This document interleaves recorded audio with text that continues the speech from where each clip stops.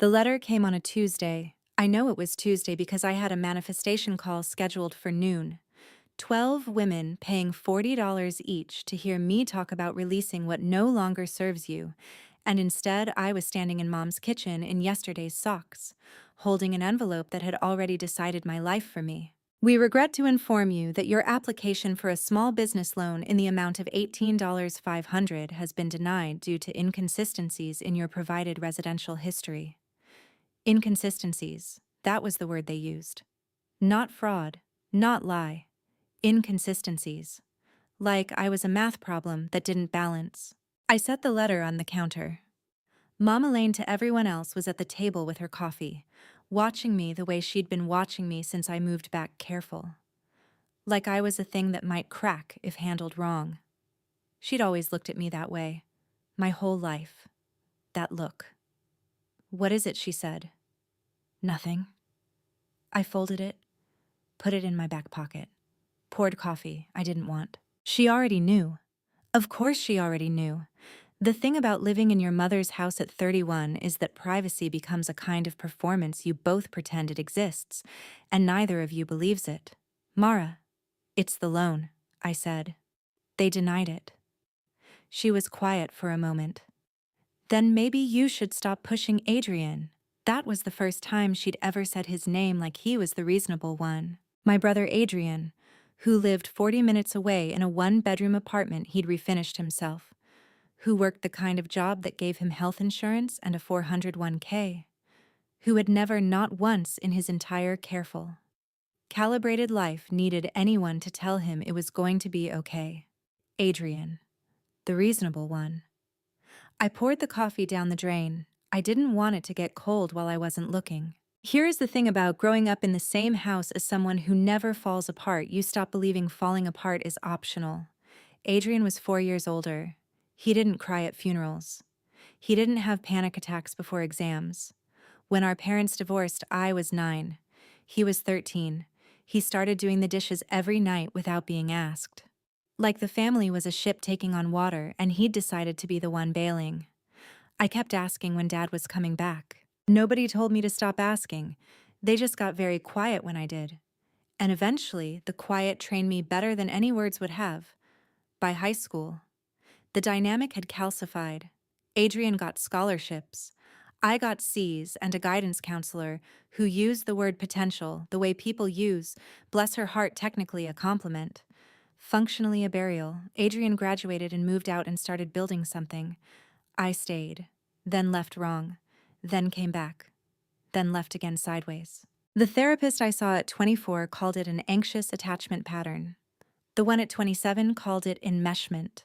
The wellness coach I followed on Instagram, who was actually the reason I wanted to start a wellness business, called it a wounded inner child who hasn't learned she deserves to take up space. I liked that last one best. It didn't require me to change anything. It just required me to believe I deserved more. And I did. I believed it completely. The problem with being the broken one is that it becomes the only identity you know how to maintain. Adrian was the stable one. I was the one who called at 2 in the morning. I was the storm. He was, I don't know what he was. The house that wouldn't let me in. Maybe. The structure I kept throwing myself against to see what would give. What I didn't understand, what I couldn't have named at the time, was that I'd spent so long being told I needed more that I'd started believing the world owed me the more I needed. Not Adrian, not Mom. The world. And if the world kept failing to pay, well, you improvise. I saw Adrian's apartment for the first time at a birthday dinner his, not mine. Because of course he had the kind of birthday dinners where people showed up, and I remember standing in his living room and hating how calm it felt. Not because it was fancy. It wasn't even close to fancy. He'd painted the walls himself. Some kind of muted sage that took me 3 months to admit I loved. There was a couch with a slight sag on the left side. A bookshelf he'd built from reclaimed wood that wasn't quite level. Framed prints in frames he'd clearly found at estate sales. Everything secondhand or homemade or slowly accumulated. He'd been there 4 years. 4 years of patient, boring accumulation. I hated it in the way you can only hate something you want. Not because of the objects, because of what the objects meant. Every painted wall was a completed decision. Every piece of second-hand furniture was a Saturday he'd spent somewhere other than a parking lot, waiting for an ex-boyfriend to call back.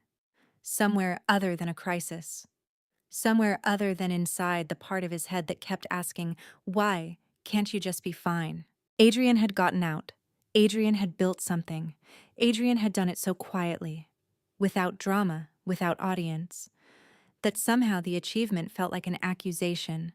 I stood in his living room and tried to feel happy for him, and mostly I felt like a person standing outside a restaurant in the rain, watching strangers eat, Mom said. At some point during that dinner, I don't remember the exact context, Mara might need somewhere to crash for a bit. Adrian looked at her, then at me. Something moved across his face that I didn't know how to read. I didn't register it as a warning. I registered it as an opening. The situation with Cole ended in March. Not just ended, collapsed. The apartment we'd shared for 2 years was in his name. The car was in his name. The joint account I'd been slowly draining to buy inventory for the wellness business that was 6 months from launching. He changed the locks on a Wednesday and left a garbage bag of my clothes on the front steps, and I called Mom because there was no one else to call. And she came and got me without a word. And I sat in the passenger seat of her Corolla with a garbage bag between my feet and watched the highway blur and thought, I need a plan. I need a plan. I need a plan. The plan presented itself slowly, the way bad plans do, gradually, through conversations that didn't seem like planning. Mom mentioned that Adrian worked late most nights. Stock management work, he'd moved into some kind of logistics coordination role that had him at the warehouse until 8 or 9. She'd called to ask if he wanted her to drop off food, and he'd said no. He was fine. The way he always said he was fine. She mentioned that the apartment was probably empty most evenings. She mentioned that Mara needed a stable address for the loan application she was putting together.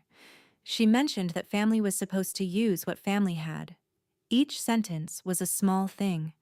Together, they were architecture. I told myself it was temporary. I told myself that Adrian and I could work it out, that I'd tell him after I got settled, after I had the loan, after the business launched, after I was back on my feet. I wasn't taking anything. I was borrowing space. I wasn't staying. I was recovering. I borrowed a key from Mom's copy. I took a duvet, a diffuser, 3 crystals that were supposed to promote stability, and a rolling bag. I told myself I'd leave before he even noticed. That was late April. For 3 weeks, I breathed. That's the only word for it, I breathed. I unpacked slowly, arranged things carefully, learned the layout of Adrian's kitchen the way you learn a place you're planning to stay, where the coffee was, which burner ran hot, that the bathroom light took 45 seconds to stop flickering. I started sleeping better than I had in 2 years. I started writing in a journal again. The kind of earnest, underlined writing I'd done at 22 when I still thought becoming a person was primarily a matter of effort and intention. I set up a small corner of the living room for my inventory samples, small batch candles, a few adaptogen blends, the silk sleep masks I'd been sourcing from a supplier in Portland. I was building something. I could feel it the way you feel a train before it arrives. And then, on a Thursday night in early May, someone knocked on the door.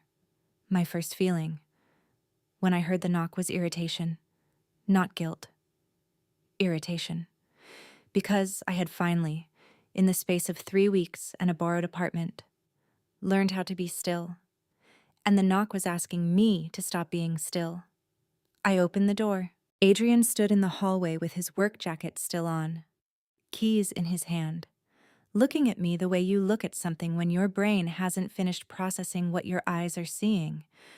"What are you doing here?" I said. It came out wrong. I knew it came out wrong the second it left my mouth, but the second was already gone. "What am I?" He stopped, looked past me into the apartment, looked at the candle samples on his coffee table, the diffuser plugged into his wall, my shoes lined up near his door. "Mara." His voice was very careful. "What is happening right now?" "I needed somewhere stable," I said. "Mom said you were barely here. It's been 3 weeks and you didn't even notice. So clearly give me the key. Adrian, I'm not in a place to the key.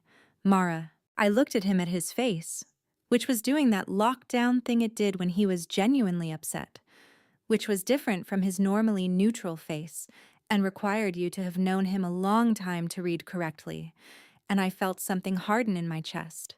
He wasn't afraid. He wasn't cracking. He was just looking at me like I was a problem he needed to solve. I had come here because my whole life had dissolved, and he was looking at me like a problem. Come back when you've calmed down, I said. I shut the door. For a long moment I stood on my side of it and told myself I had handled that maturely. He came back the next evening with Mom, which meant he'd called her, which meant whatever he said to her had been enough to get her to come, which meant the conversation was already not going the way I needed it to go. I'd put my things in a more organized arrangement. I told myself that was practical, not defensive. The three of us stood in the living room, Adrian near the door, Mom in the middle, me by the window with the sage wall behind me, and Adrian said, with a patience that felt surgical, "You are staying in my apartment without my permission. I need you to leave."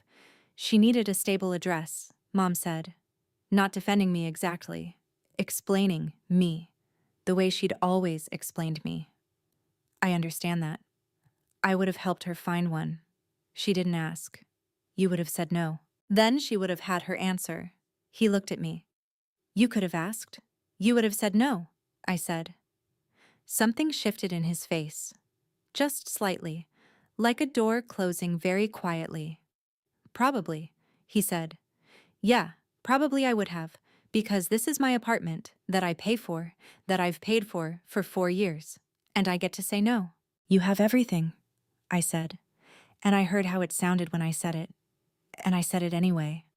You have a job with benefits and a 401k and an apartment you've had time to make into something, and I have a garbage bag and a loan application, and I just needed... You changed my lock, Mara. I hadn't expected him to say that so quietly. It's a better lock, I said. The old one was loose. You changed the lock on my apartment without asking me, Mom said. Maybe we could. I want her out, Adrian said. Not eventually. Now. He said it without anger. That was the worst part. He said it the way you state a fact about the weather. This is the situation. This is what needs to happen. There is no other possible conclusion. I looked at the couch, the levelish bookshelf, the prints in their estate sale frames. I looked at the small corner where my samples were arranged. I had set them up so carefully. I had imagined. In a way, I hadn't let myself examine too closely. This being the address on the business cards. This being the place I told people I was building from. You can come by whenever, I said. I'll work around your schedule. Adrian said nothing. He was already reaching for his phone. He came to collect his things a few days later, and he came with his phone out. I didn't understand, at first, what he was doing, why he was walking through the apartment speaking quietly in a steady factual voice, narrating, "This is my apartment. The lock has been changed without my consent. I am the leaseholder. I am here to recover my belongings and to request that the individual currently occupying the space vacate." He was recording. I stood in the kitchen and watched him move through his own apartment like he was gathering evidence. And I felt something cold move through me, not fear exactly, more like the recognition that I had been playing a different game than the one that was actually happening. You can't just barge in here, I said. He stopped, looked at me. This is my apartment, he said, into the phone, calmly. I live here right now. You are occupying my apartment without a lease, without my consent, having changed my lock without authorization. A pause. I'd like you to leave. Adrian Mara, still quiet, still recording. I need you to understand that everything you say right now is being documented. I thought. After everything. That was the phrase my brain kept producing after everything I've been through. He needs to build a case against me. The divorce, Cole, the loan, the garbage bag on the steps. After everything. And he was standing in the living room with his phone out, reducing the last 3 weeks, the only 3 weeks I'd breathed in years, to a legal statement. "You're not even my brother right now," I said. "I'm the leaseholder," he said. "That's what I need to be right now." He collected what he came for. He didn't take everything. He told me, still calm, still recording, that he would be filing the appropriate paperwork, that I should arrange alternative housing, that he was not going to involve law enforcement yet but reserved the right to. The door closed. I stood in the apartment for a long time after. I thought about how I used to film myself crying after bad breakups, long, blurry videos I watched back alone, a kind of private evidence of my own suffering. Adrian recorded me so the world could see who was wrong. We were both building records. The difference was that his would hold up in court and mine just held up the myth that someone somewhere was documenting my pain and that this counted for something. He brought building security. That's what I keep coming back to. He didn't yell. He didn't threaten. He showed up with a security guard named, based on the ID badge, T. Mercer, who stood in the doorway with a look of carefully maintained neutrality, and Adrian said, "These individuals are not on my lease, and I'm asking them to leave the premises." Mom had come over that morning to help me what? I couldn't say exactly. Help me exist in this space. Maybe. Help me maintain the argument that we were still a family, in a situation that was starting to feel very much like a legal matter.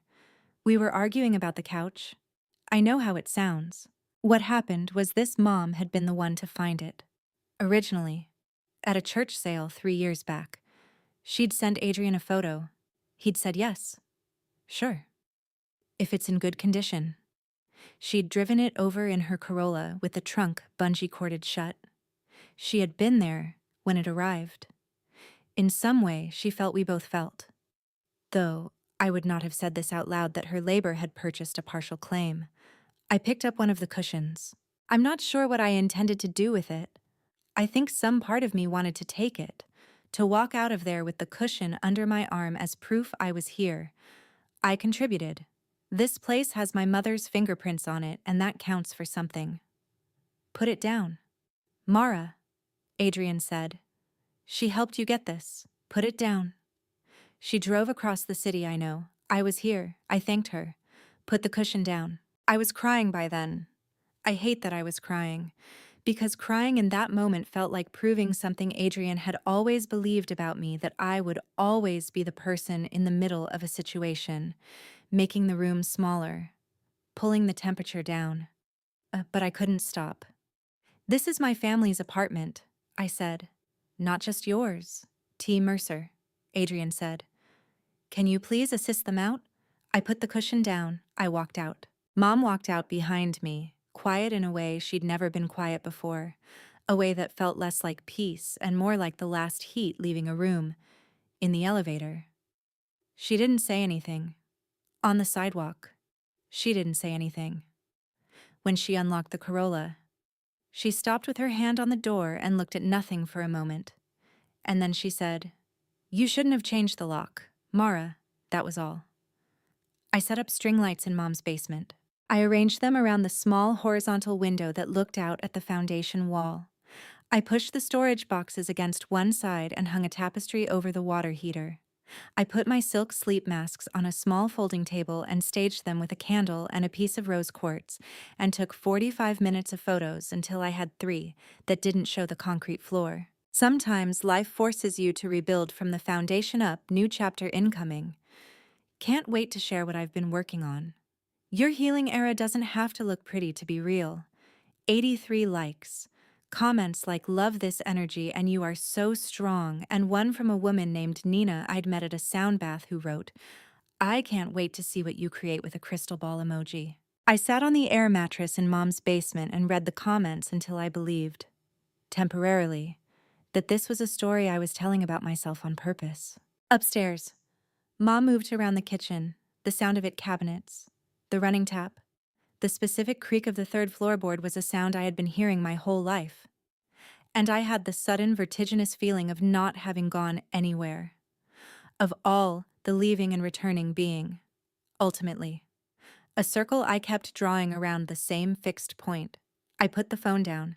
I picked it up again. I typed healing doesn't mean you didn't get hurt first into the caption box, and then deleted it and then typed it again and posted it before I could think too hard about whether I meant it.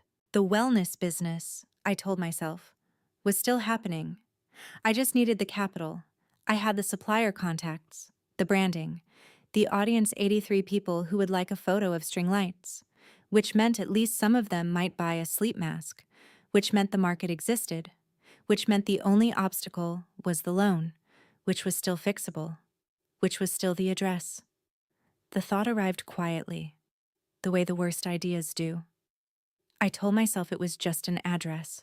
Not Adrian's name, not his credit, not his signature on any document, just a string of characters: building number, street name, unit number, city, state, zip that I had lived at, technically, for almost 6 weeks, which was longer than some people stayed in places they called home. The loan application asked for a residential history. I had a residential history. It was just that one entry in that history was, technically, unauthorized. But unauthorized was a legal term, and the loan was a business matter, and the business was mine, and the future it was funding was mine. And I needed one thing, one door to open, and the address was the key. I filled out the form. I submitted it on a Saturday morning, while Mom was at church, while the basement was quiet, while the string lights were still on from the night before and the room looked, in a certain generous light, like something intentional. I told myself I lived there. It counts. I told myself he'll never know. I told myself I'm not hurting anyone. The word fraud never entered my head. I want to be clear about that. The word I used was workaround. The word I used was bridge. The word I used, in my journal that Saturday, was resourceful. I was resourceful. I was someone who, despite everything the world had done to her, was still trying. The first letter was from a law firm I'd never heard of. I opened it standing at Mom's mailbox on a Wednesday and read it twice before the words assembled into meaning. Cease and desist. Unauthorized use of residential address. Fraudulent misrepresentation on financial documentation. Potential reporting to the Consumer Financial Protection Bureau. Potential credit agency notification. The signature at the bottom was a name I didn't recognize: Rachel Voss, Esquire, which meant Adrian had not just gotten a lawyer, but had gotten a lawyer who signed letters in a way that made the paper feel heavier than paper should. I went inside. I sat at Mom's kitchen table. I wrote Adrian an email. Real mature. Adrian. I hope it felt good. Something like that. I don't remember the exact words, which should probably tell me something. The feeling I was going for was wounded dignity. The feeling I achieved was probably something else. 3 days later, the loan was denied. Inconsistencies in provided residential history. He'd already contacted them. He'd done it before the letter even arrived. Probably. He had moved against me on multiple fronts simultaneously, quietly, with the same stillness he brought to everything. The second letter came from the HOA. The third was a formal notice of trespass that covered both me and Mom. Apparently, there was security footage. Apparently, our attempts to return and speak to Adrian in person had been documented. Apparently, the building management had been notified. I started not opening the envelopes in front of Mom. This was because of her face. Not pity. Not anger. Just this specific stillness that I had never seen on her before. A stillness that looked, if I let myself think about it, a lot like Adrian's. Like she was processing something she would not be able to unprocess. I had done a lot of things over the years that worried my mother. Broken up with men badly, spent money wrong, quit jobs impulsively, called at 2 a.m. I had always been, to her, a person in process difficult. Yes, but in motion, working towards something. I watched her face do the new thing, and I thought she is looking at me like I'm done. Not difficult, done. At my cousin Bethany's birthday dinner, I sat at a table where 3 conversations stopped when I approached and one started back up wrong. Adrian wasn't there. He didn't need to be. The worst part wasn't that he had receipts. The worst part was that receipts don't care how abandoned you felt when you made the mistake. They don't care that you were sleeping on an air mattress in a basement. They don't care that you once drove Adrian to the emergency room at 3 in the morning when he had a kidney stone and never once brought it up. They are just paper and they are just true. And the world, it turned out, would rather believe something documented than something felt. I wrote, "I'm sorry" 6 times. Every time. It looked too small for what happened and too large for what I was ready to mean. I wrote, "I'm sorry you felt like I violated your space." Too conditional. Even I knew it. I wrote, "I'm sorry things escalated the way they did." Passive. Who escalated them? The letter didn't say. I wrote, "I'm sorry you felt you had to involve lawyers." Worse. Obviously worse. I crossed them all out. I wrote in the actual letter, the one I finally folded and addressed and put in an actual envelope because email felt too easy and handwriting felt like evidence of sincerity, something like, "I know I shouldn't have done it the way I did. I know you were within your rights, but I need you to know that I was in genuine crisis. And the way you responded, the lawyers, the letters, all of it, I need you to know that it felt like a nuclear option against someone who was drowning. I'm asking whether the apartment was worth this.